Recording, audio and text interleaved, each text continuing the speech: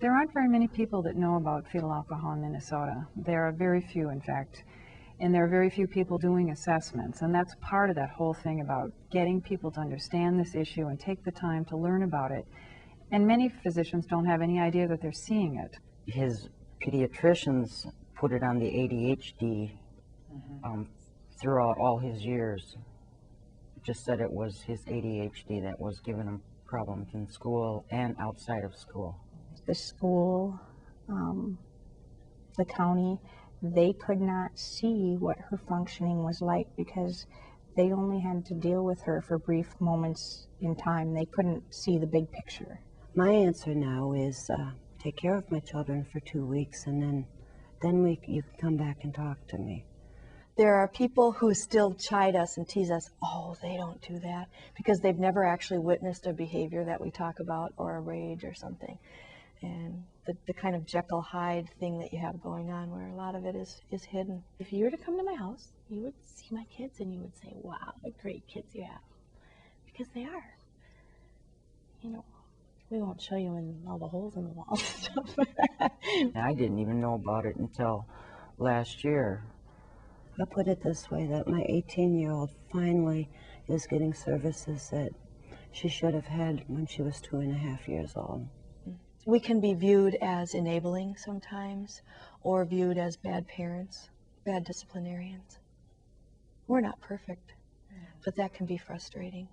Everybody said it was my fault. I didn't know how to parent. And so I started thinking, if only I had given birth to her, if I loved her more. I've had a PO tell me that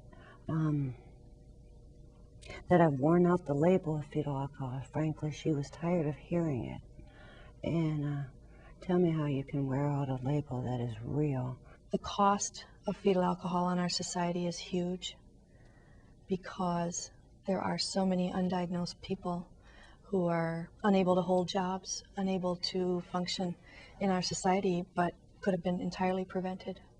Our world pays a lot more money for these kids in the long run if they don't deal with the issue here and now. There needs to be so much education as to how to work with these kids successfully, because it can be done, you know, with a lot of patience. And otherwise, these children are the children that are in the institutions. Some people just choose to look the other way. Others, they don't stick around very long because this is hard. Family, close friends, they start narrowing down those that you have contact with. They thought that somehow we were owed a different future, you know, that we were gypped. And in essence, I mean, whether you're a birth parent or an adoptive parent, you don't, it's a roll of the dice. You don't know. I've had more support since I got cancer. Oh my gosh. Every time I have chemotherapy, my family's right there. They come down and they're right there. I've had so much support. And I look at them and I'm angry. I'm like, where were you last November when Nikki was in the hospital, when I needed help? Where were you 2 years ago when we were dealing with all these other things? And now all of a sudden I have cancer. And I think people can put their hands around something like cancer and say, hey, I can help with this. I can bring food. I can, you know, help clean your house. I can watch over you while you're feeling sick. But with children who are out of control or having behavior issues or are difficult, they just look at it, and my family frankly said, well, you adopted them. You chose to do it. It's your problem. Flat out. If you don't do this, who will? So many people have said to us, give your children back. Why do you want to live life like this? And it's not that we want to. It's that we see how many people are willing to give up, who find no hope. My children have grown and changed tremendously in the amount of time they have been with us.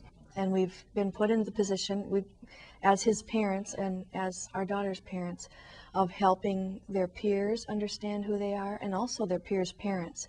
And it's been really helpful to be proactive. We've even copied things off the computer and from our support groups and then handed them out and with just a little written note saying, this is who our child is. Let's not pretend it doesn't affect me. Not in my neighborhood. Oh, we wouldn't, you know. No, I think we just have to be real about it, just an awareness, just to talk about it in real life terms. And with our kids, when they're little, just be honest about it. That's what the public can do. And not shame those kids, not shame the families that have fetal alcohol kids. Don't shame them. That's not going to go anywhere. Don't shame the kids and tell them they're useless and dumb and never going to make it. And look at those kids over there. Look at them. Look at that boy. He doesn't know how to behave. That's not the way, you know, that's not the way to handle it. So I think just be aware, be compassionate. Before I moved, I checked out the school districts.